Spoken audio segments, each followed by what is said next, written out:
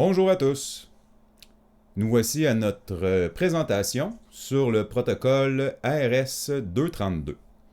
Ce protocole a été longuement utilisé en informatique à partir des années 60 et est encore couramment utilisé dans plusieurs systèmes industriels et aéronautiques. Débutons notre présentation. Tout d'abord, nous allons regarder quelques caractéristiques principales de ce protocole. Premièrement, nous avons affaire à une communication unidirectionnelle. Donc, encore une fois, le fil qui est utilisé pour la transmission ne peut pas être utilisé pour la réception. Nous n'avons cette fois-ci pas de transmission différentielle comme en ARINC, ce qui veut dire que nous n'avons pas un fil et son opposé, par exemple la ligne A et la ligne B. Nous n'avons qu'un seul fil pour la transmission et un seul pour la réception. Le type de codage est un codage non-retour à zéro, ce qui veut dire que le niveau demeure constant tout le long du bit. Par contre, nous avons affaire à des niveaux inversés. On va le voir un peu plus tard, mais en fin de compte, nous avons inversé les niveaux pour les 0 et pour les 1. Nous ne pouvons que communiquer qu'avec un seul LRU, ce qui veut dire que c'est une communication d'une unité à une autre unité. Nous n'avons pas ici affaire à un réseau ou à un bus de données comme en ARINC. Nous avons une communication qui est asynchrone, ce qui veut dire qu'il n'y a pas de synchronisation, il n'y a pas d'horloge nécessairement qui synchronise le signal. Parfois, nous pouvons voir une communication synchrone, mais elle n'est que très rarement utilisée de nos jours en RS-232.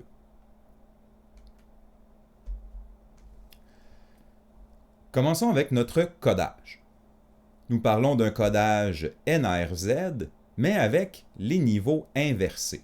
Ce qui veut dire que lorsque nous avons un niveau haut, soit n'importe quelle tension à la réception entre plus 3 et plus 15 volts, nous avons un 0. Donc, un niveau haut, entre plus 3 et plus 15, est bel et bien considéré comme un 0. Un 0, nous pouvons le nommer aussi space, comme nous allons voir fréquemment.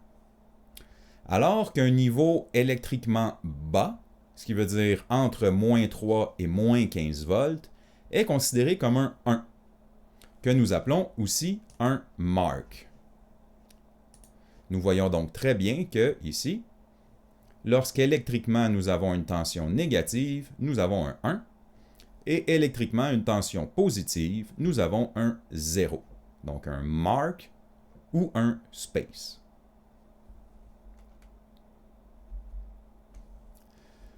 Si notre unité n'a pas de charge, ce qui veut dire notre unité de sortie, notre unité qui émet le signal, n'a pas de charge, n'a pas un autre LRU pour avoir une charge adaptée, alors bien évidemment la tension sera plus élevée.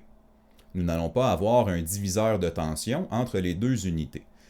La sortie pourrait atteindre jusqu'à 25 volts, positif ou négatif.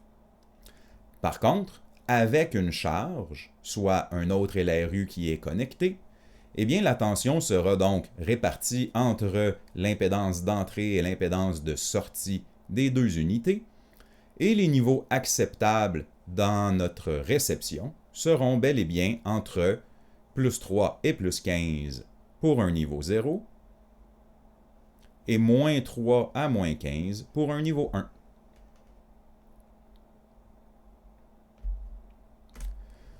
On voit donc qu'il est possible d'émettre avec toute une plage de tension en ARS-232. Par exemple, comme l'exemple ici présent, nous pourrions utiliser du plus ou moins 9 volts pour émettre en ARS-232, qui est tout à fait dans les tolérances et serait donc un message acceptable. Il faut faire très attention en RS-232 comme nous n'avons pas de communication différentielle. Il faut donc faire attention à notre ligne de référence. Et notre référence, c'est la masse. Il faut donc s'assurer d'avoir une masse identique à notre transmetteur et à notre récepteur. Nous avons donc besoin d'une bonne liaison entre nos deux masses. Nous avons besoin donc d'un fil qui fera office de liaison de masse. Il pourrait bien évidemment arriver des erreurs de communication si, par exemple, nos deux références de masse n'ont pas la même tension.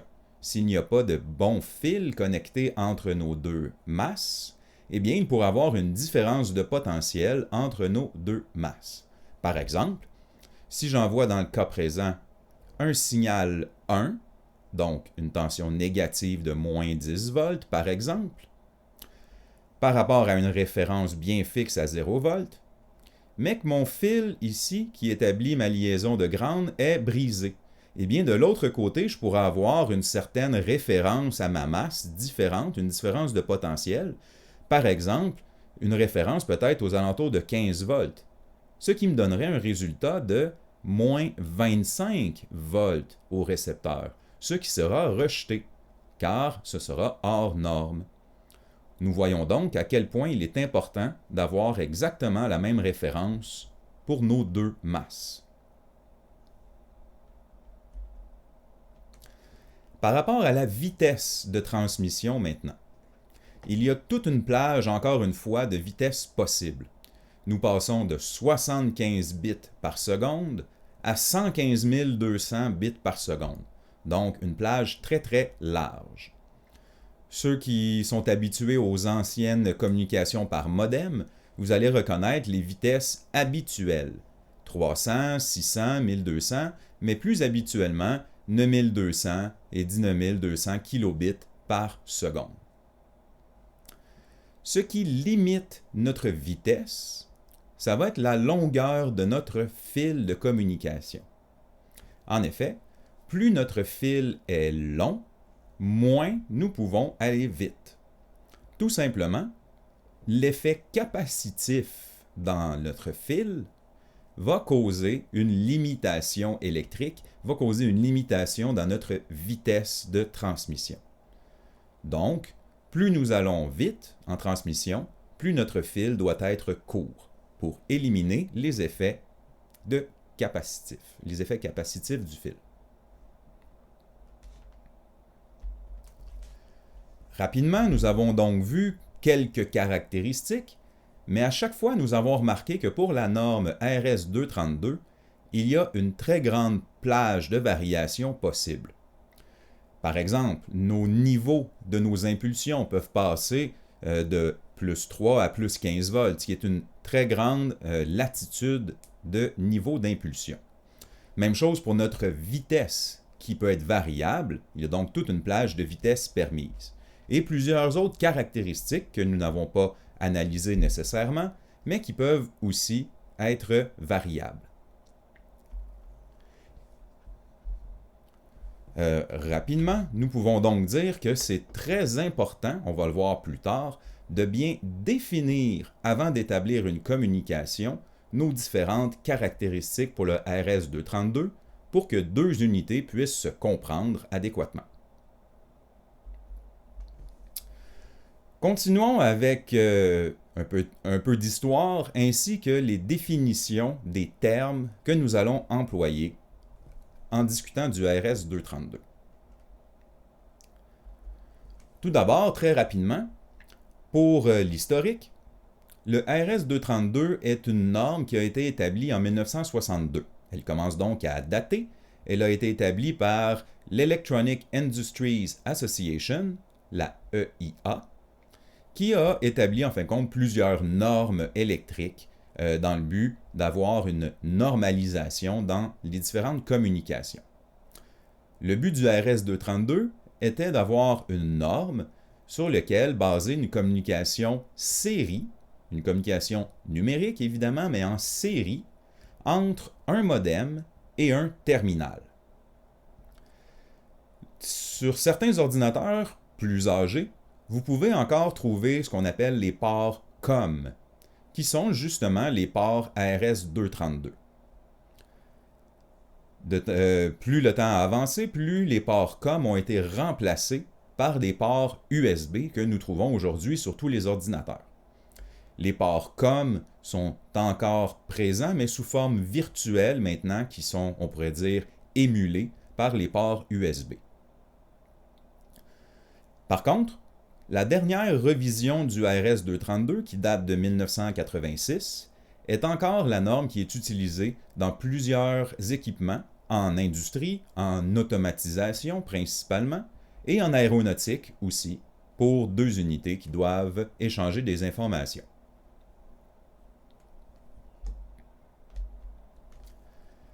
Pour ce qui est de nos définitions, nous allons définir 2 termes très importants. Le DTE, pour commencer, suivi du DCE. Le DTE est pour Data Terminal Equipment.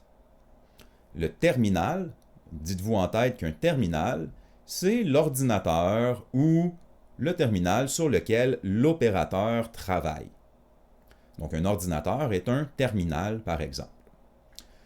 Le DTE va être notre source de données ou notre récepteur de données. Nous allons soit envoyer des informations ou recevoir des informations sur notre terminal utilisateur. C'est donc le DTE. De l'autre côté, nous avons le DCE, le Data Communication Equipment. Le DCE, vous pouvez vous mettre en tête, par exemple, un modem ou un routeur ou une passerelle, quelque chose, en fin de compte, qui va transmettre des informations, qui va fournir toutes les fonctions nécessaires pour la transmission de données, faire le codage et la conversion de nos signaux, et ainsi de suite. Ce n'est pas un équipement, un terminal sur lequel l'opérateur va agir, il n'y aura pas de clavier ou etc. sur un DCE, mais c'est bien une passerelle, en fin de compte, pour recevoir les informations du DTE.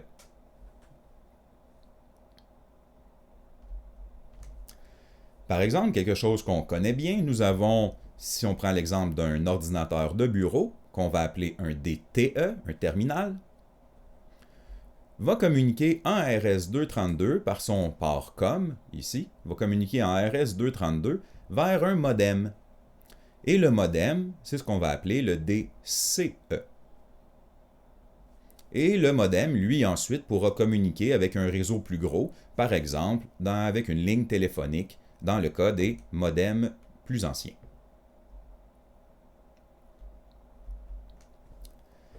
Si nous voulons communiquer d'un ordinateur à un autre ordinateur, ce qui veut dire d'un DTE à un autre DTE, nous devons absolument communiquer par des DCE.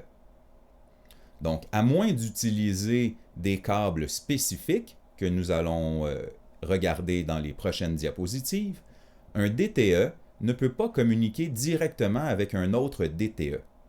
Un DTE doit communiquer avec un DCE et c'est ce DCE qui fera le lien de communication au travers peut-être un réseau ou une ligne téléphonique ou quelque chose comme ça vers un autre DCE qui lui sera connecté à l'ordinateur de réception à l'autre côté. Donc, nos DTE ne peuvent communiquer que via un DCE, à moins d'utiliser des câbles spécifiques. Pour justement communiquer d'un DTE à un autre DTE directement, sans passer par un DCE, nous devons modifier un peu notre câblage de connecteur à connecteur. Et nous allons voir comment procéder. Nous entrons maintenant dans l'analyse de l'interconnexion des unités qui communiquent en RS-232. La majorité des ports RS-232 vont avoir des connecteurs DB25 ou des connecteurs DB9. Ce sont les 2 connecteurs qu'on utilise le plus souvent. Un connecteur DB25, vous les voyez ici, sont des connecteurs donc à 25 contacts. Un DB9 sont donc plus petits et ne possèdent que 9 contacts.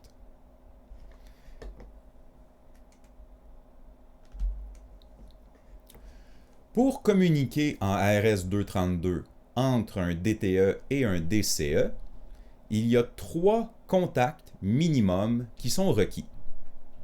Nous avons la borne réception, ARX, la borne transmission, TX, et nous avons vu l'importance de notre référence au ground.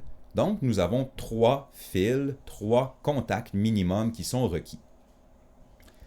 Gardez en tête que lorsque nous nommons un contact, c'est toujours du point de vue du terminal, du point de vue du DTE, donc du point de vue de l'ordinateur de l'opérateur. Par exemple, la réception, la borne réception, sera toujours la réception par le DTE, alors que la borne transmission sera toujours la transmission de données par le DTE. Donc, c'est toujours du point de vue du DTE. Nous avons une communication qui est la majorité du temps asynchrone, ce qui veut dire que nous n'avons pas de signaux qui permettent de synchroniser la communication. C'est donc crucial que notre vitesse de transmission, les niveaux d'amplitude, notre type de codage et plusieurs autres éléments doivent donc être déterminés d'avance et être fixés entre le DTE et le DCE pour être sûr d'avoir une communication adéquate. Commençons donc avec notre connexion la plus simple possible, qui ne comprend que 3 bornes, transmission, réception et référence à la masse. Eh bien, tout d'abord, dans le cas le plus simple, où nous communiquons d'un DTE, donc d'un terminal, d'un ordinateur par exemple, vers un DCE, comme vers un modem. Eh bien, comme nous avons une connexion de base, nous n'avons qu'à brancher directement les fils réception dans réception, transmission dans transmission et les 2 masses ensemble. Je vous rappelle que le nom des bornes est toujours du point de vue du DTE. Donc, ici, nous avons la réception du DTE, la transmission du DTE. Si nous voulons communiquer d'un DTE à un autre DTE, eh bien, nous devons absolument croiser, intervertir nos bornes de réception et de transmission. La réception ici de mon DTE doit donc provenir de la transmission de mon autre DTE. Je dois donc croiser les fils ici. Ma transmission va aller dans la réception et la transmission ici de mon autre DTE va aller dans la réception du premier. En croisant les fils de cette façon, je suis capable de communiquer directement d'un DTE à un autre DTE. Ce n'est pas du tout nécessaire, évidemment, lorsque je communique avec un DCE, car celui-ci s'attend bien à recevoir, en fin de compte, les informations du DTE sur sa borne TX et d'envoyer des informations au DTE sur sa borne ARX. Donc, c'est tout simplement notre méthode pour communiquer d'un DTE à un autre, avec un fil croisé.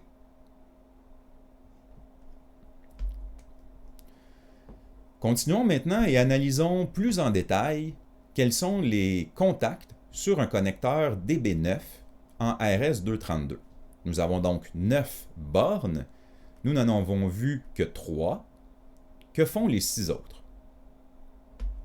Eh bien, voici la définition des contacts, des 9 contacts d'un connecteur DB9. Nous avons donc les contacts de 1 à 9. Et il y en a 3 à l'intérieur de ceux-ci qu'on connaît déjà. Le contact numéro 2, qui est la réception, donc réception de données. Le contact numéro 3, qui est la transmission de données. Le contact numéro 5, qui est ma référence à la masse. Que font les autres bornes? Nous avons la borne 1, Data Carrier Detect, le CD. La borne 4, Data Terminal Ready. La borne 6, Data Set Ready. La borne 7, RTS pour Request to Send. Et la borne 8, Clear to Send.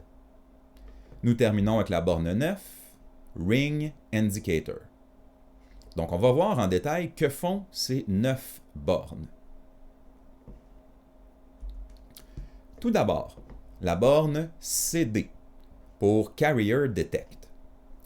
C'est un signal qui est envoyé à partir du DCE vers le terminal DTE. Lorsque le DTE reçoit ce signal provenant du DCE, cela lui indique que lorsque on utilise une ligne téléphonique, la communication est bonne. Vous pouvez comparer ce signal avec l'indicateur sonore lorsqu'on décroche un téléphone. Donc, on entend en fin de compte une tonalité lorsqu'on décroche le téléphone. C'est ce qui confirme que la ligne téléphonique est bonne. C'est le Carrier Detect. Nous avons la borne réception par la suite. La borne réception, donc c'est toujours du point de vue du DTE qu'on nomme les bornes, ce qui veut dire que c'est le DTE qui reçoit des données provenant du DCE.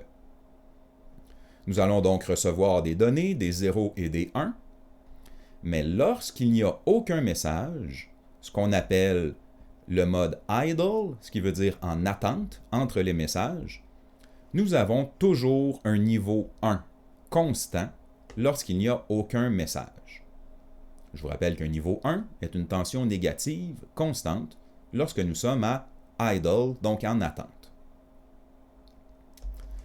Bien évidemment, nous avons la borne transmission, toujours du point de vue du terminal, donc c'est le DTE qui transmet des données vers le DCE. Et encore une fois, lorsque nous sommes en attente ou en idle, nous allons avoir un niveau 1 constant. Nous tombons ensuite dans nos bornes de plus en plus intéressantes. DTR, Data Terminal Ready. C'est un signal du terminal, donc le terminal qui indique au DCE qu'il est présent, qu'il est bien alimenté et qu'il est prêt.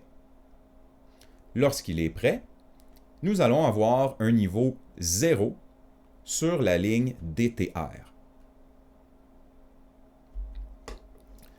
À l'inverse, le DCE, lui aussi, doit avertir qu'il est prêt et qu'il est présent en mettant un niveau 0 qu'il indiquera vers le DTE sur sa ligne DSR, Data Set Ready.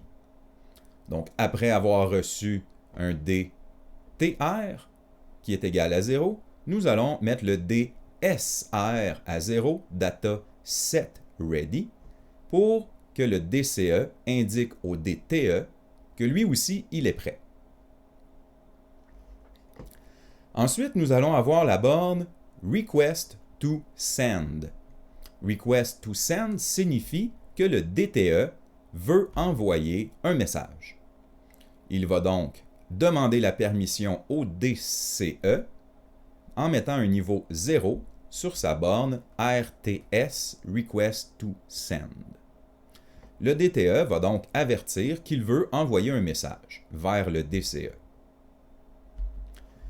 Si le DCE est prêt et qu'il est d'accord de recevoir le message, eh bien, il va répondre au signal RTS en mettant un niveau 0 à son signal CTS, Clear to Send.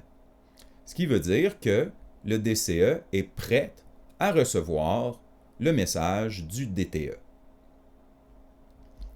Nous allons voir, bien évidemment, l'ordre de ces signaux dans quelques instants.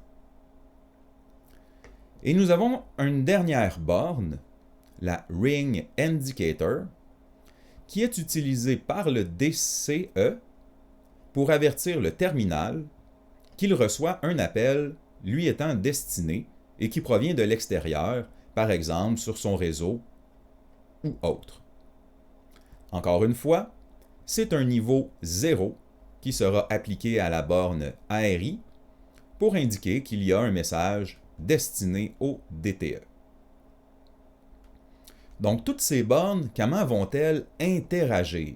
Nous avons vu leur définition, mais comment vont-elles interagir maintenant lors de l'envoi d'un message? Eh bien, regardons l'ordre d'une communication entre un DTE et un DCE, donc entre un terminal et un modem, par exemple. En premier lieu, le terminal va indiquer qu'il est prêt à fonctionner.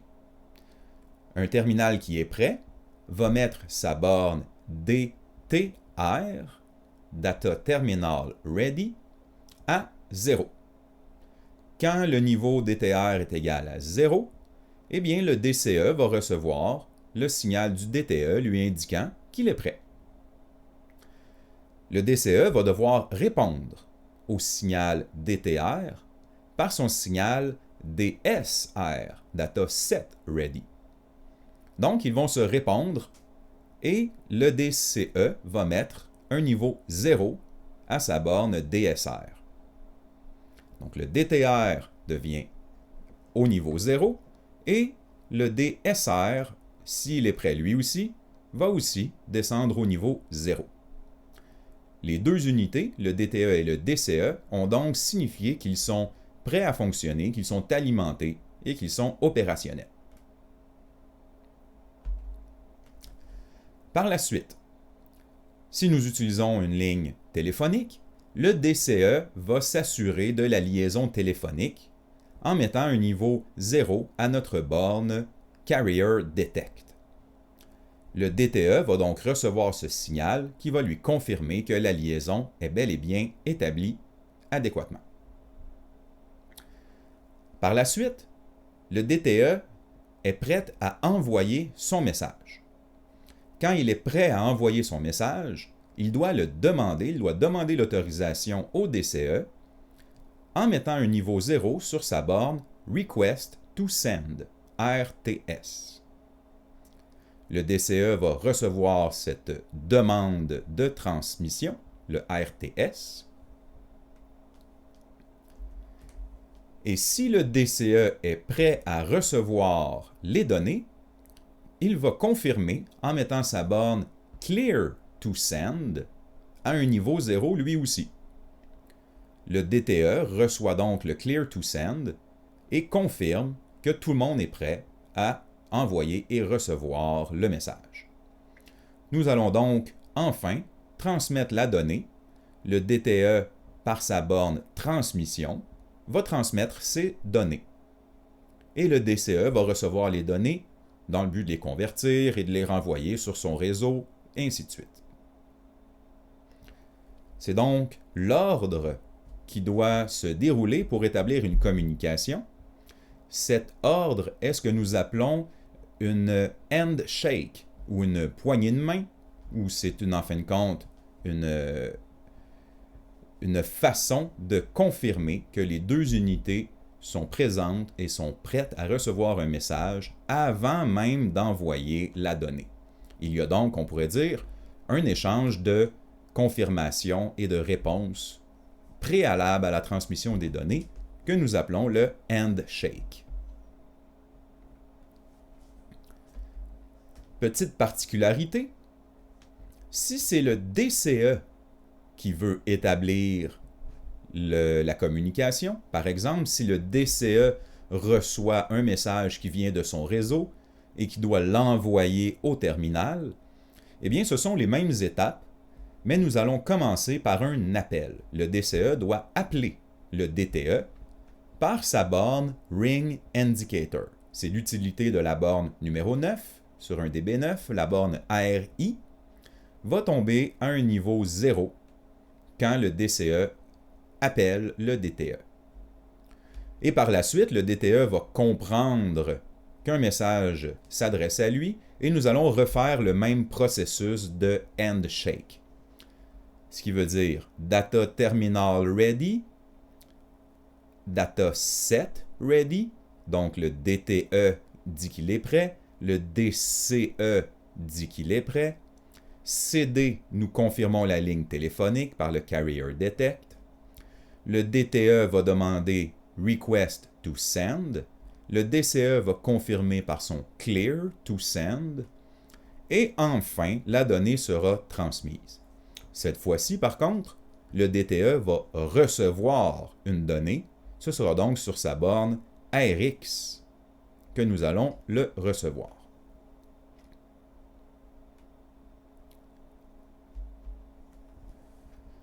Si on regarde un petit peu le sens des communications, eh bien, c'est toujours dans le même sens.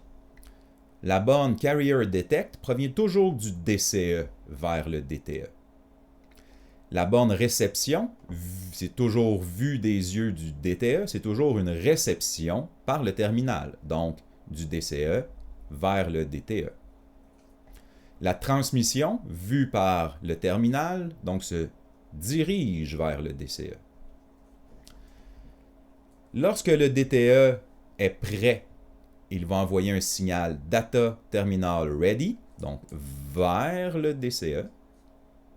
La ligne de masse n'a bien évidemment pas de direction.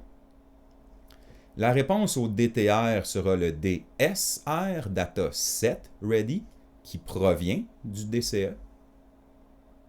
Par la suite, nous allons avoir le Request to Send et le Clear to Send. Request to Send vers le DCE et Clear to Send, le retour vers le DTE. Et nous terminons par le Ring Indicator, donc l'appel du DCE vers le DTE. Voilà un peu la définition et le rôle de nos différentes bornes avec un connecteur DB9. Si on regarde un petit organigramme de notre handshake pour avoir quelque chose d'un peu plus visuel, eh bien, c'est un peu le principe un peu abrégé. Nous avons initialement notre système au repos, donc en attente, ce qu'on appelle le idle.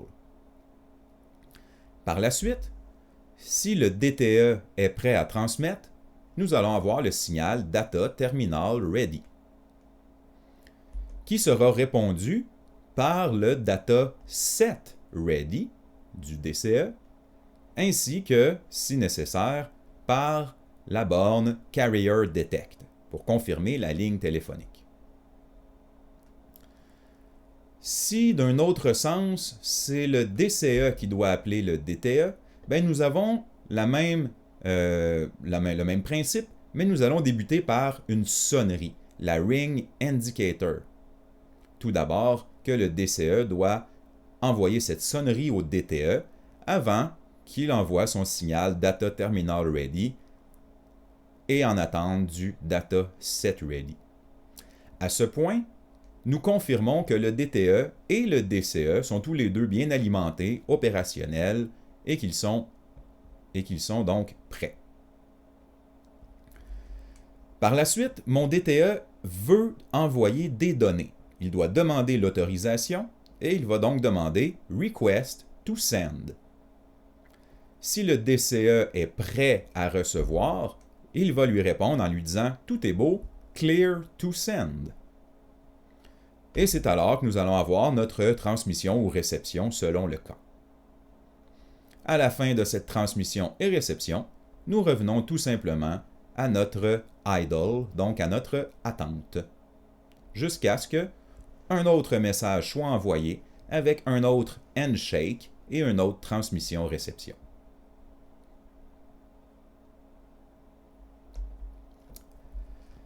Maintenant, nous avons bien vu le DB9, mais que devons-nous faire si nous voulons brancher deux DTE sans utiliser de DCE? Eh bien, on a dit que nous devons croiser notre câble. Croiser au moins la transmission et la réception, mais que faire avec les autres bornes?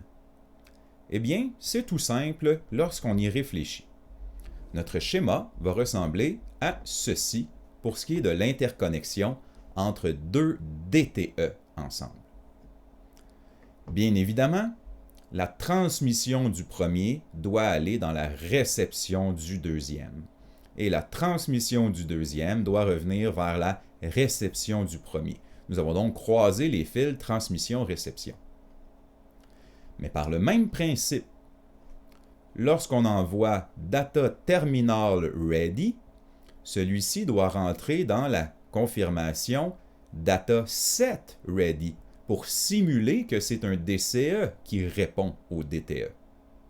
Du même principe, lorsque le deuxième DTE va envoyer son Data Terminal Ready, ce signal va entrer dans notre Data Set Ready du premier DTE. Ça simule un peu que nous avons un DCE entre les deux. Les deux unités vont pouvoir donc se confirmer l'une à l'autre en croisant nos DTR et nos DSR. Et c'est exactement le même principe pour les deux bornes restantes, Request to Send et Clear to Send.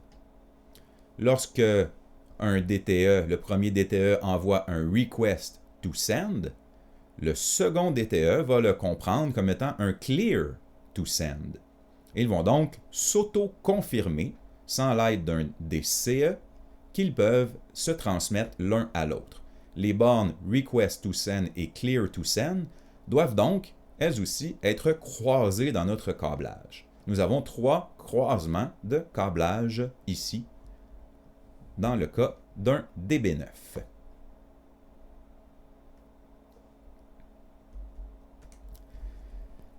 Continuons maintenant avec un connecteur un peu plus complexe, le connecteur DB25. Nous voyons fréquemment les connecteurs DB9 qui sont suffisants pour communiquer en RS-232, mais nous avons aussi la possibilité d'utiliser des connecteurs DB25. Ces connecteurs offrent quelques options de plus. Nous allons donc les survoler sans trop entrer dans les détails des différents modes avancés du RS-232.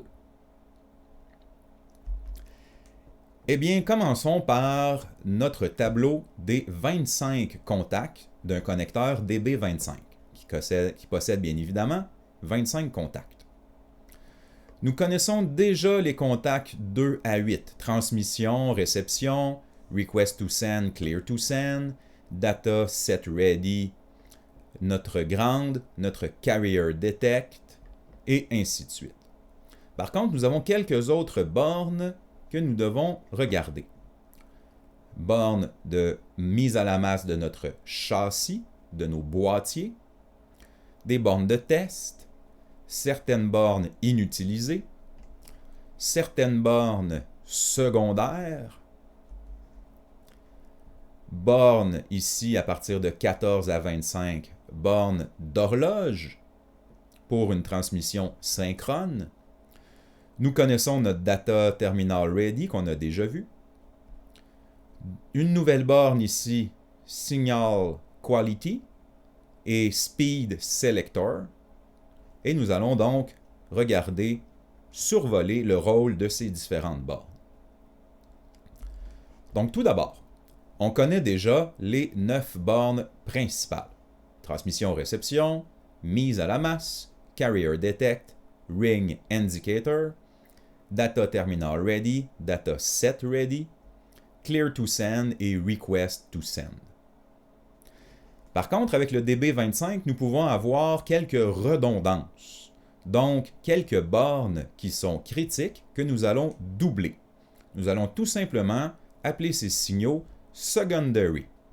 Donc, secondary transmission, secondary réception, secondary carrier detect, secondary clear to send et secondary request to send. Ce sont les 5 bornes critiques que nous pouvons avoir une redondance dans le but d'assurer, en fin de compte, une meilleure fiabilité de notre système. Quelques bornes ne sont pas utilisées, la 11, la 18 et la 25, ce qui veut dire qu'en vrai, nous n'utilisons pas les 25 contacts, mais bien uniquement 22.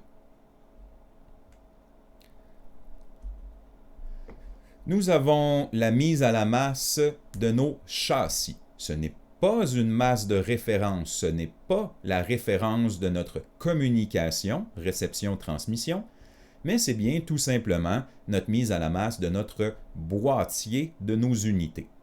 Ce n'est pas nécessairement la même masse, tout à fait. Nous avons deux bornes de test. La borne 9 et 10 vont tout simplement permettre de différencier, hors de tout doute, un DTE d'un DCE. Sur un DTE, la borne 9 sera toujours une valeur positive et la borne 10 sera toujours une valeur négative. C'est l'inverse sur un DCE. Donc, si nous avons deux unités et que nous ne sommes pas sûrs de laquelle est le terminal et laquelle est le DCE, eh bien, ce petit test, ces deux bornes de test, permettent de lever le doute.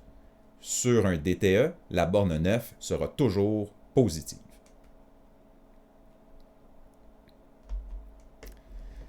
Et nous terminons avec quelques bornes qui ont rapport avec le mode synchrone.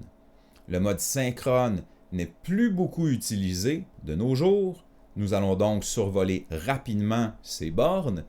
C'est tout simplement un signal d'horloge qui sera envoyé soit par le DCE, dans le cas de la borne 15, si le DCE gère la synchronisation.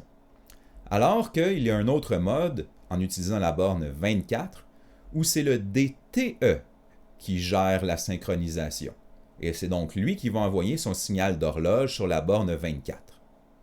Dans les deux cas, ce signal sera reçu par la borne Receive Clock R7.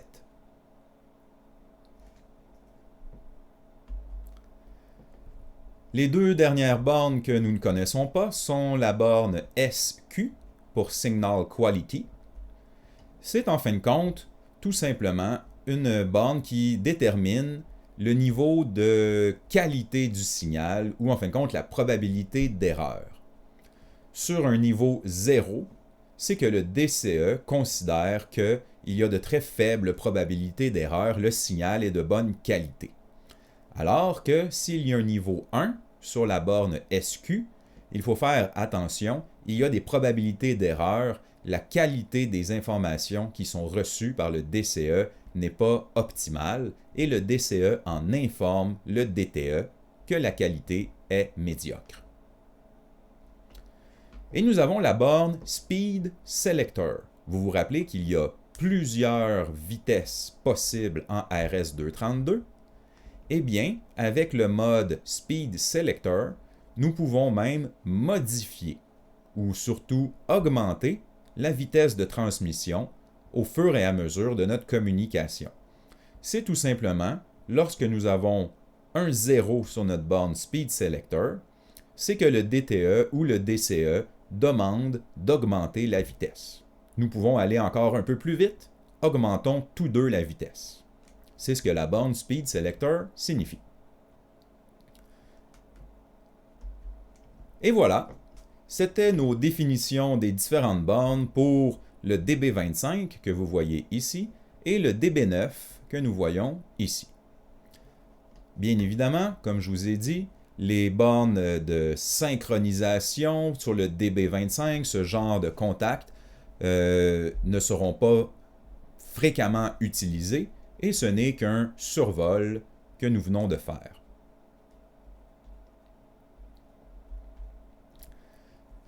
Entrons maintenant dans la structure elle-même du protocole.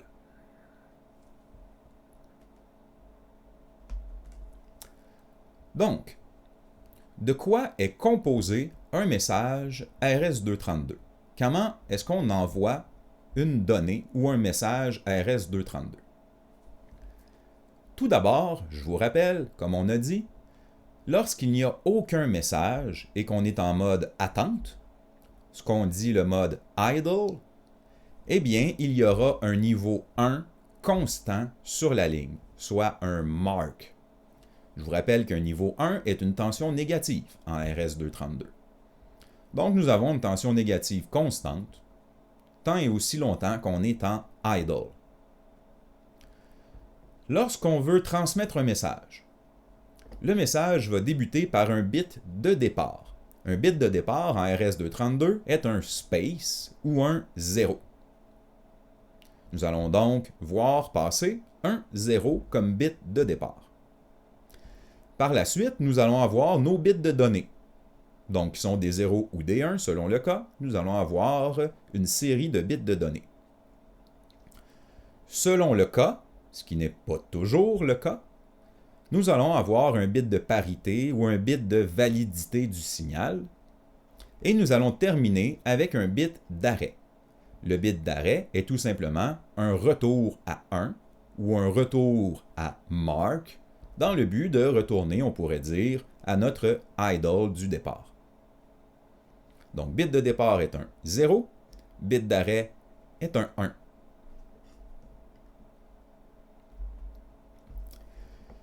Le bit de départ va toujours suivre le temps à idle. Donc, nous étions à idle, qui est toujours un niveau 1, et nous allons voir passer un bit de départ. Selon les systèmes, il peut y avoir 1 ou 2 bits de départ, parfois même aucun bit de départ, ce qui est plutôt rare.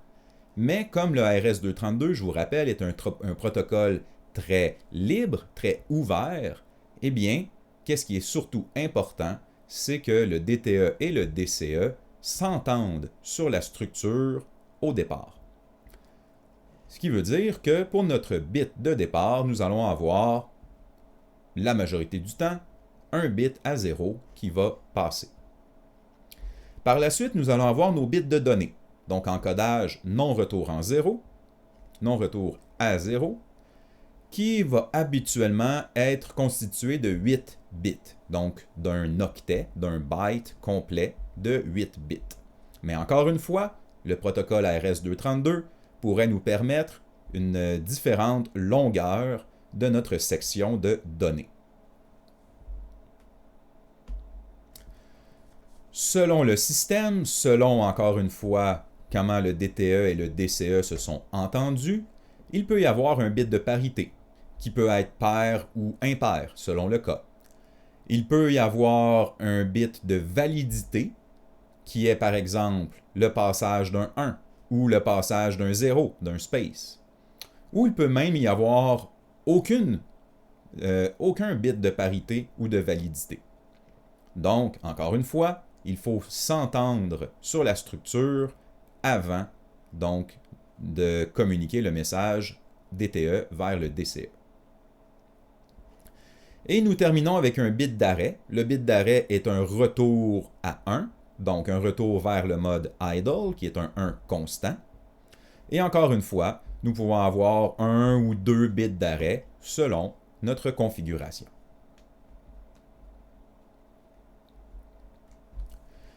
Il est donc crucial que notre transmetteur et notre récepteur s'entendent sur différents éléments.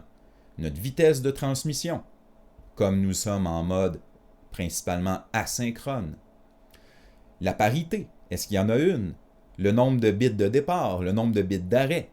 Combien de bits comprend ma donnée? Et en plus de ça, quel est le type de codage de ma donnée? Parce que vous vous doutez qu'il y a plusieurs types de données qui peuvent être transmises. C'est donc un protocole très ouvert qui donne beaucoup de latitude, mais en même temps, il faut s'assurer que notre configuration soit bonne au départ.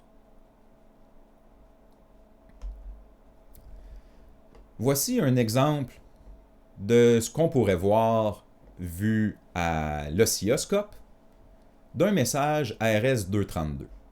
Donc, je vous rappelle ici, une tension positive entre plus 3 et plus 15 est considérée comme un 0 ou un space. Une tension négative entre moins 3 et moins 15 est considérée comme un 1, un mark, donc une valeur de 1. Quand nous sommes en mode idle, donc il y a un D de trop ici, désolé. Quand nous sommes en mode idle, nous sommes constamment à un niveau 1. donc à une tension négative. Ça peut faire des jours, façon de parler, que nous sommes en idle et que nous avons un niveau 1 constant, donc une tension négative constante sur notre ligne. Puis arrive le bit de départ. Dans le cas présent, nous avons un seul bit de départ. Un bit de départ, c'est un passage à 0, le passage d'un space. Je vois donc passer un bit à 0, c'est mon bit de départ. Après mon bit de départ, je le sais que je vais avoir mes bits de données. Je peux avoir habituellement 7 ou 8 bits de données selon ce que j'ai défini dans ma structure de mon protocole. Dans le cas présent, nous avons un exemple avec 7 bits de données. J'ai donc mes 7 bits de données.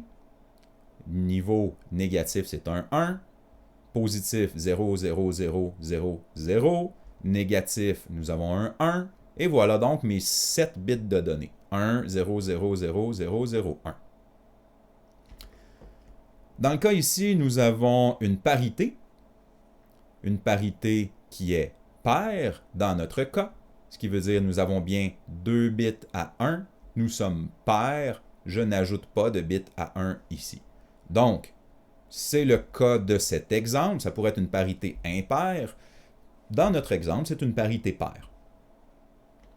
Et après le bit de parité ou de validité, eh bien, nous avons un bit d'arrêt. Dans le cas de notre exemple, nous avons même 2 bits d'arrêt.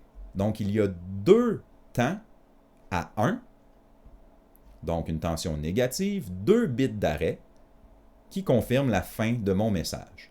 Et par la suite, je retourne en mode idle, donc un niveau négatif, un niveau 1 constant, pendant, encore une fois, peut-être très longtemps, jusqu'à ce que j'aille un nouveau bit de départ qui signifie le début d'un nouveau message. Donc voici un exemple d'un codage électrique tel qu'on pourrait le voir à l'oscilloscope d'un message RS-232. Parlons maintenant un petit peu de notre synchronisation. Comment est-ce que les messages peuvent se synchroniser comme nous sommes en mode asynchrone et que nous n'avons pas d'horloge? Eh bien, tout simplement, nous devons nous synchroniser avec les bits de départ et les bits d'arrêt.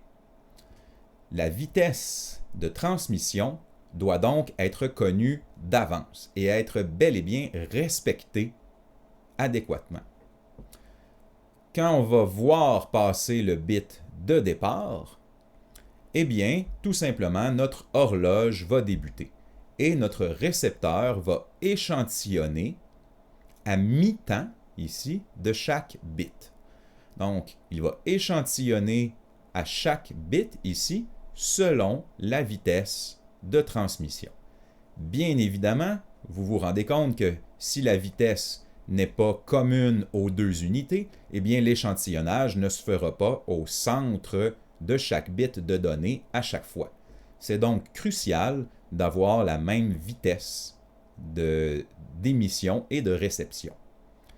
Il y a bien sûr une petite marge d'erreur, ce qui est la largeur d'un seul bit, mais cette marge d'erreur est relativement faible.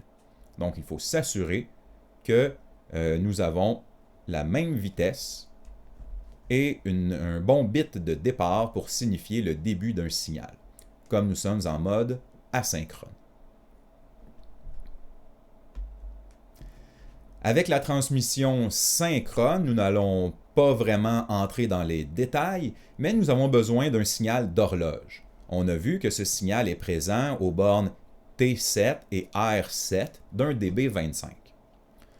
Ce n'est plus vraiment un mode qui est utilisé de nos jours en RS-232, mais c'est un mode qui a longtemps été utilisé en utilisant un signal d'horloge qui permettait de synchroniser nos deux unités, peu importe leur vitesse de transmission.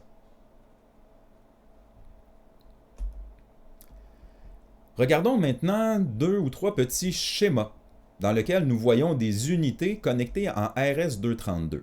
Et on va regarder en fin de compte qu'est-ce qui pourrait nous mettre la puce à l'oreille que nous avons bel et bien à, à du RS-232. Regardons un premier schéma. Un schéma, en fin de compte, qui connecte une unité SATCOM avec le serveur SATCOM qui communiquera, en fin de compte, les messages par voie satellite. Eh bien, nous voyons qu'il y a plusieurs bornes qui sont connectées, de 1 à 9. Et un autre ici pour le port numéro 1 et pour le port numéro 2, port série numéro 2, nous avons aussi les bornes 1 à 9. Nous avons donc probablement affaire à un connecteur DB9. Et en plus de ça, si on regarde le nom de nos bornes, ça devrait nous rappeler quelque chose. Carrier Detect, réception, transmission, Data Terminal Ready, ma masse de référence, Data Set Ready, Request to Send et la réponse Clear to Send. Finalement, la sonnerie Ring Indicator ARI. Nous avons bien nos 9 bornes de notre DB9 et la même chose ici de l'autre côté. Ces deux unités vont donc communiquer en RS-232 sur deux ports différents, le port 1 et en parallèle le port 2, en redondance. Continuons avec un autre schéma que nous avons débuté lors d'un exercice qui est présentement sur Léa. Si vous l'avez bien analysé, vous allez bien comprendre, mais peut-être que les quelques informations que je vais vous dire ici vont vous aider à cette analyse. Nous avons la boîte ici, la boîte EFIS. Donc, c'est l'affichage dans mon cockpit, mon EFIS numéro 1, le modèle AF5500. Donc, j'ai mon EFIS ici numéro 1. De l'autre côté, j'ai deux unités NAV. Donc, ma NAV 1 et NAV 2. Ces unités-là fonctionnent en ARINC 429. Je les remarque bien parce que j'ai ici ligne A, ligne B, ligne A, ligne B, ligne A, ligne B. Je suis bel et bien en ARINC 429. Mes bornes 35 et 36, 41, 42, sur lesquelles il y a plusieurs étiquettes. 034, mon étiquette 100, 222, 173, 174. Donc, des informations qu'on connaît, sélection de fréquence, radial VAR, déviation localizer et déviation glide slope. Tous ces signaux ARINC 429 vont entrer dans cette petite boîte. Cette petite boîte, c'est tout simplement un convertisseur ARINC vers RS-232.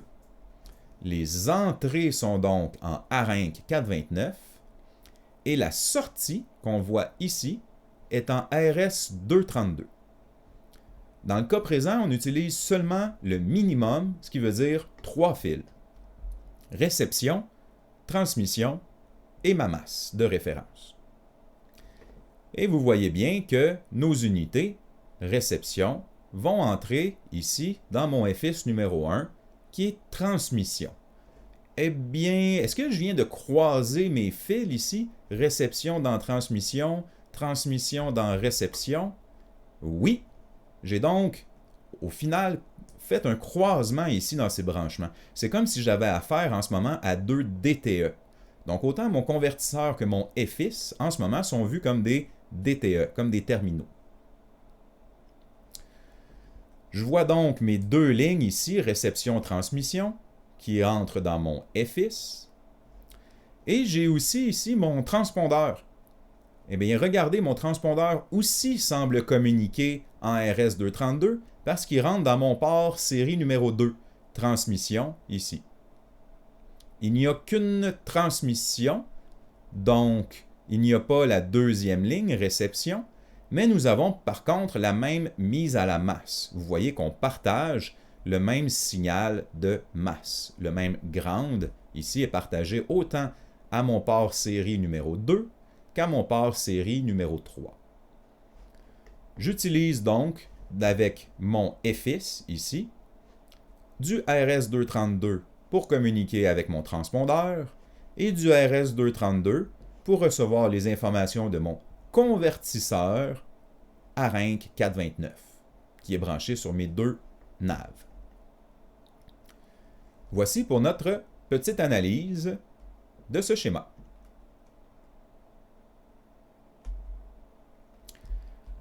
Bon, terminons maintenant notre présentation avec la partie cruciale, façon de parler, de notre analyse, qui est le codage d'un message. Comment coder et décoder un message RS-232. Eh bien, tout d'abord, encore une fois, je vous le répète, le RS-232 est un protocole très ouvert, avec beaucoup de latitude. Ce qui veut dire que deux unités qu'on va analyser, deux systèmes qui communiquent en RS-232, vont avoir probablement des normes différentes. Est-ce qu'il y a des bits d'arrêt et combien? Des bits de départ et combien? Combien de bits comprend le bloc de données? Et ainsi de suite. Habituellement, nous allons voir 8 bits de données, donc un octet, entouré d'un bit de départ et d'un bit d'arrêt. Très souvent, nous allons utiliser, dans notre bloc de données, les symboles ASCII. ASCII est une table de caractères utilisée dans les ordinateurs. Nous allons voir dans quelques secondes cette table de caractères qui comprend la majorité des caractères de base qu'on peut écrire avec un clavier. Nous devons nous établir une structure parce que nous allons envoyer plusieurs blocs. Évidemment, un message complet ne peut pas être contenu uniquement dans 8 bits. Si nous envoyons un message complet, il y aura plusieurs blocs, donc plusieurs blocs de 8 bits entourés de leur bit de départ et de leur bit d'arrêt. Nous devons donc assurément être au courant de la structure. Cette structure qui va être complètement différente entre deux systèmes pour comprendre l'ordre et la signification de nos blocs, et même dans plusieurs cas, l'ordre des différents bits un à un, afin de rétablir en fin de compte une signification qu'on peut décoder selon nos différentes chartes. Donc, l'exemple ou les exemples que nous allons faire dans ce PowerPoint, ainsi qu'en laboratoire ou en devoir, ne sont pas des exemples qui sont applicables à tous les systèmes RS-232, même à l'inverse. Ce sont des exemples qui sont applicables uniquement au système que nous étudions. Allons-y avec un premier exemple.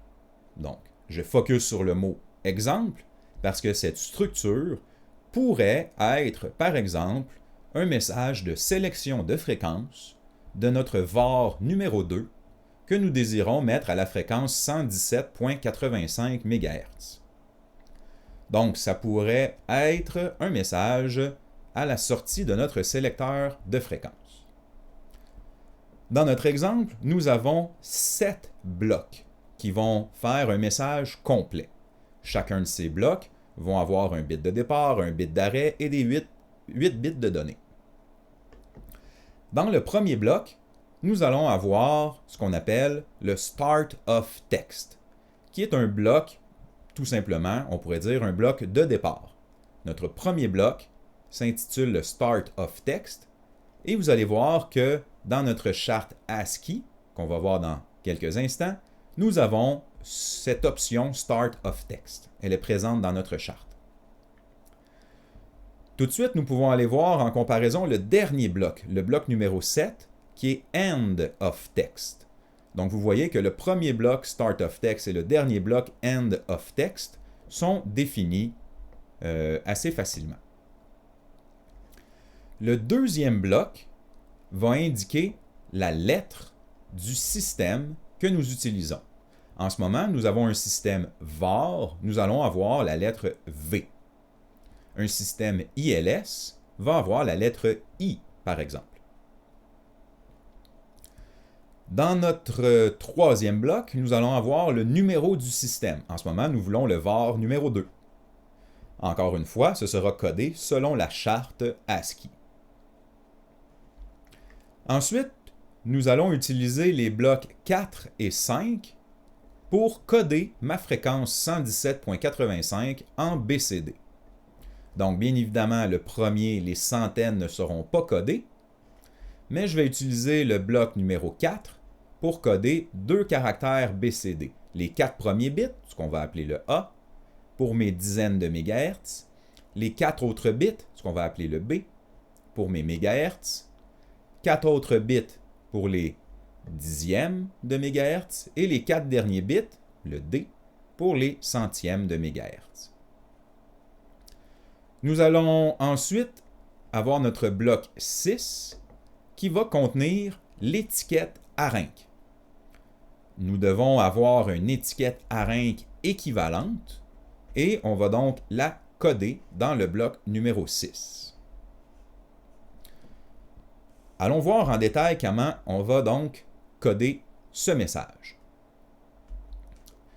Tout d'abord, voici notre imposante table de caractères ASCII. Vous voyez en rouge, ici, nos caractères. Donc, évidemment, on peut débuter de 0, 1, 2, 3, 4, 5, 6, 7, 8, 9, différents caractères, A, B, C, D jusqu'à Z en majuscule, A, B, C, D jusqu'à Z en minuscule, mais vous voyez aussi d'autres caractères ou d'autres touches de clavier qui peuvent avoir lieu. Déjà, tous différents caractères de ponctuation, mais aussi, par exemple, un espace ou un cancel ou une nouvelle ligne, un enter, ou regardez qu'est-ce qu'on voit ici. Start of text, STX, et end of text, ETX. Donc, deux éléments qu'on a vus et qui vont être importants. Lorsque nous codons ces caractères, ce sera toujours selon leur nomenclature hexadécimale. Ce qui veut dire que le start of text, ici, est le caractère hexadécimal 2. Alors que, par exemple, le chiffre 4, ici, est équivalent au caractère hexadécimal 3, 4. Donc, dans ce tableau, nous allons utiliser la colonne caractère et la colonne hexadécimale principalement. Allons-y. En RS-232, comme dans la majorité de nos protocoles, comme en ARINC, ce sera le LSB qui sera transmis en premier. Et le MSB sera transmis en dernier. Donc, soyez sûr de bien comprendre l'ordre de nos bits. Et soyez sûr de mettre le bit de départ juste avant notre LSB et notre bit d'arrêt à la suite de notre MSB. Ce qui veut dire que si je veux, par exemple, écrire le caractère hexadécimal 02, donc 0x qui signifie hexa, je vous rappelle le préfixe 0x02 signifie le caractère 02 en hexa, eh bien tout simplement il s'écrit 02. Sauf que quand on va le lire, on va bien évidemment lire le LSB en premier, ce qui veut dire qu'on va le lire dans l'autre sens. Et on va donc voir, si on le met dans le sens de lecture, le bit de départ, qui est un 0, suivi ensuite du less significant bit, 0, 1, 0, 0, 0, 0, 0, 0, et un bit d'arrêt à 1. C'est bien ce que je lis ici. Bit de départ, 0, 0, 1, 0, 0, 0, 0, 0, 0, et bit d'arrêt, 1, 1. Donc, soyez sûr de bien comprendre l'ordre de notre communication. Dans les exemples qui suivent, je vais vous mettre les deux et la conversion pour être sûr que vous fassiez le lien facilement. Donc, allons-y pour nos blocs. Je vous rappelle que je veux une sélection de fréquences pour mon var numéro 2 sur 117.85. Qu'est-ce que je voulais dans mon bloc 1? Je voulais start of text, qui est un caractère ASCII. Et si je reviens dans ma table, start of text, c'est hexadécimal le 2. Je dois donc coder start of text qui est égal à 0,2 en hexa. Dans l'ordre, dans notre sens de lecture, 0,2 s'écrit bien comme ça, 0,2. Et quand je le mets dans l'ordre du protocole avec mon LSB, mon bit de départ et mon bit d'arrêt, j'ai bien 0, bit de départ, 0,1, 0,0, 0,0, 0,0 et bit d'arrêt. Mon deuxième bloc va contenir la lettre de mon système. Est-ce que j'ai un système var ou ILS ou ainsi de suite? Dans le cas présent, j'ai un système var. Je vais donc écrire la lettre V. La lettre V, allons voir dans notre tableau la lettre V majuscule qui est présente ici en hexadécimal 56. 56, je devrais plus dire 5, 6 en hexadécimal. Comment je vais aller coder en hexadécimal 5, 6? Eh bien, j'ai 5 ici, j'ai 6 ici, mais dans l'ordre de lecture, je vais avoir bit de départ, 0, 1, 1, 0, 1, 0, 1, 0 et bit d'arrêt. Par la suite, le numéro de mon système. Je voulais le var numéro 2. Je ne fais pas simplement écrire 2 dans mon bloc. C'est en ASCII. Je dois aller voir la table ASCII. La valeur 2, ici, dans ma table ASCII, en hexadécimal, se code 3,2. C'est donc 0x32 que je dois coder ici pour signifier système 2. J'ai bien le 3, j'ai bien le 2, écrit dans le bon sens, bit de départ, 0100, 1100, bit d'arrêt. Donc, ces trois premiers blocs sont codés selon la table ASCII, telle que définie dans ma structure. Par contre, pour la fréquence maintenant, pour évidemment le 100, je ne le code pas, pour le 17.85 MHz, eh bien, vous voyez que c'est codé en BCD. Ce qui veut dire que les 4 premiers caractères du bloc 4 seront mes dizaines et mes 4 autres caractères seront mes unités. Je veux coder 117, donc 17. Je code tout simplement 1 et 7 en BCD. Donc, je ne fie pas à la table ASCII pour la fréquence comme elle est codée en BCD, selon ma structure. Écrit dans le bon sens, bit de départ jusqu'au bit d'arrêt, voici ce que je devrais obtenir. J'écris maintenant .85 dans mon bloc 5. Ici, je vais avoir 4 premiers bits pour le 8 et 4 autres bits pour le 5. C'est bien ce que j'ai écrit ici, 85. Mis dans le bon ordre avec mon bit de départ et mon bit d'arrêt, voici ce que ça me donne. Ensuite, j'ai mon étiquette ARINC. Mon étiquette ARINC, je vous rappelle que c'est une étiquette en octal.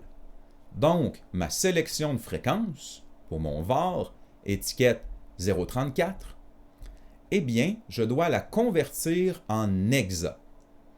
Qu'est-ce que 034 en octal devient en hexa? Eh bien, vous pouvez le convertir comme vous désirez, ça va devenir un C. Juste comme ça, je peux aller voir dans ma charte, je peux le convertir de n'importe quelle façon, évidemment, mais je peux aller voir dans ma charte, ici, on peut dire, il y a une conversion, et j'ai la colonne octal aussi. Donc, je peux regarder octal 034 qui donne bien en hexa 1C. On pourrait dire que cette charte me permet aussi une petite conversion rapide. Mais n'importe quel outil de conversion vous aurait permis de définir que 034 en octal est bien l'équivalent de 1C en hexa.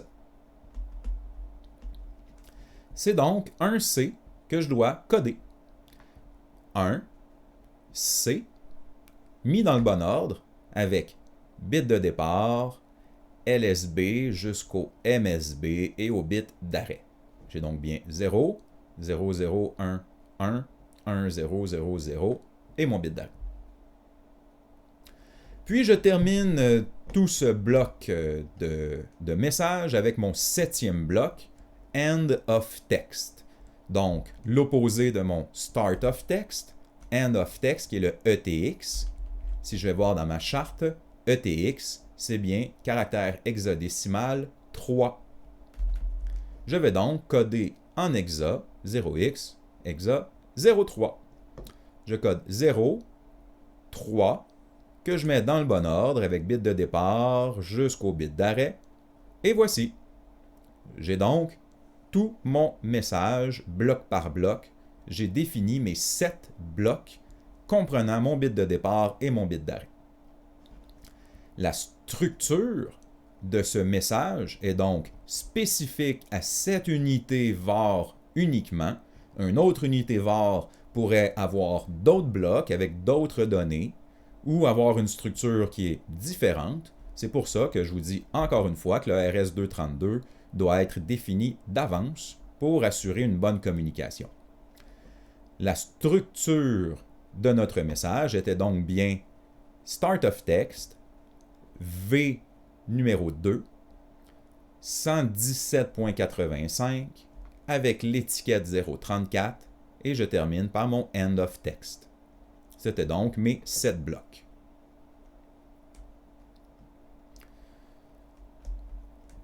Si vous avez bien compris, je vous encourage à faire ce petit défi. Donc, voici un message qui semble tout ce qu'il y a de plus abstrait, qui est un message qu'on reçoit en RS-232. Donc, dans l'ordre tel qu'il pourrait être reçu, on pourrait dire à l'oscilloscope. Et vous devriez être en mesure de décoder ce message.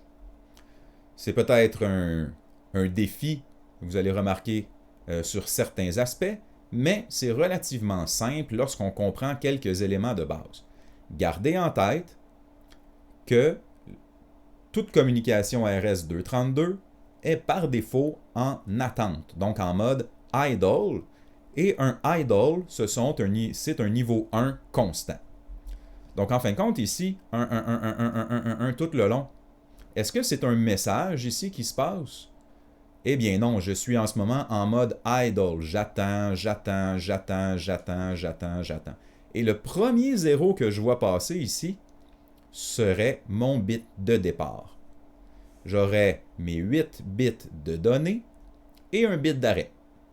Et ensuite, je recommence. Un bit de départ, 8 bits de données et un bit d'arrêt. Et je recommence, un bit de départ, et ainsi de suite. Jusqu'à ce que je retombe à la fin en mode idle avec des 1 constants qui pourraient s'étirer tout le reste de la page. Donc, je vous encourage à faire pause, à essayer de résoudre ce petit défi en vous fiant à la table de caractères ASCII. Lorsque vous êtes prêts, nous allons analyser la réponse ensemble. Allons-y. Eh bien, voici notre message. Comme je vous disais, nous sommes ici en mode idle. Donc 1, nous sommes en attente. Le premier 0 que nous recevons est un bit de départ. Les 8 prochains bits seront donc mes data. 0, 1, 0, 0, 0, 0, 0, 0. C'est ce que j'ai écrit ici. Ensuite, j'ai un bit d'arrêt. Je ne le mettrai pas, je ne le considérerai pas, mais je le prends en tête qu'il y a un bit d'arrêt. Puis un autre bit de départ et un autre bloc. 1001, 0010, ce que j'ai écrit ici. Un autre bit d'arrêt, un autre bit de départ. Et un autre bloc de données, mon troisième. Bit d'arrêt, bit de départ, quatrième bloc de données. Bit d'arrêt, bit de départ, cinquième bloc de données. Arrêt départ, sixième bloc de données. Et mon septième bloc de données qui termine avec un bit d'arrêt et ensuite retour en idle pour assez longtemps peut-être. Donc j'ai mis mes 7 blocs ici, mais je me rappelle que le LSB dans l'ordre de la transmission est de ce côté ici à mon extrême gauche. Je vais donc inverser chacun de ces blocs de données pour les mettre le LSB ici à l'extrême droite et être capable de décoder plus facilement comme je suis habitué de lire. Eh bien, j'ai replacé mes 7 blocs dans le bon ordre et je peux maintenant les décoder. Qu'est-ce que j'ai ici? 0, 2. 0, 2, si vous allez voir dans la table de caractères ASCII, c'est bien mon Start of Text. Ensuite, j'ai ici 4 et 9. Si je vais voir dans ma table ASCII, 4, 9, c'est la lettre I majuscule. I majuscule représente le système ILS. Ensuite, j'ai le numéro de mon système. J'ai le caractère 3 et 1 ici. Donc 3 et 1 en hexa dans ma table ASCII, ça équivaut au chiffre 1. J'ai donc l'unité ILS numéro 1. Ensuite, je mets ma fréquence, cette fois-ci codée en BCD, selon ma structure de ce message. 0,9 pour 109 et 3,5 pour 0,35. J'ai bien la fréquence 109,35 MHz. Ensuite, j'ai mon étiquette. Étiquette, ici, mon étiquette que je me suis trompé, qui devrait être l'étiquette 034. Ah non, excusez-moi, donc l'étiquette 1C, désolé, en hexa. Je me fourvoie moi-même. 1, ici, suivi de C, ici. J'ai bien les caractères 1C. Je dois aller voir dans ma charte ASCII, qu'est-ce que le caractère 1C? Eh bien, c'est bien 34 en octal. 34 en octal, c'est mon étiquette octale 34. C'est bien la label 34, sélection de fréquence. Donc, faites attention à celui-ci. Nous avons ici une conversion entre hexa vers octal. Donc, il est bien écrit en hexa, 1C, converti en octal, 0,34. Et je termine avec end of text. Si je le lis ici, c'est bien 0,3. Et si je vais voir dans ma charte ASCII, 0,3, c'est bien end of text. J'ai donc compris entre mon start of text et mon end of text, codé en ASCII, mon I, codé en ASCII pour ILS, mon 1, codé en ASCII aussi pour ILS numéro 1, mon 109.35, codé en BCD pour ma fréquence, et mon étiquette 034, codé en octal, converti à partir d'hexadécimal. Et voilà pour notre aventure du RS-232. C'est donc une introduction assez complète sur notre système RS-232 qu'on va étudier plus en détail lors de nos laboratoires qui vont suivre dans les prochaines semaines. Je vous souhaite une excellente étude et à très bientôt.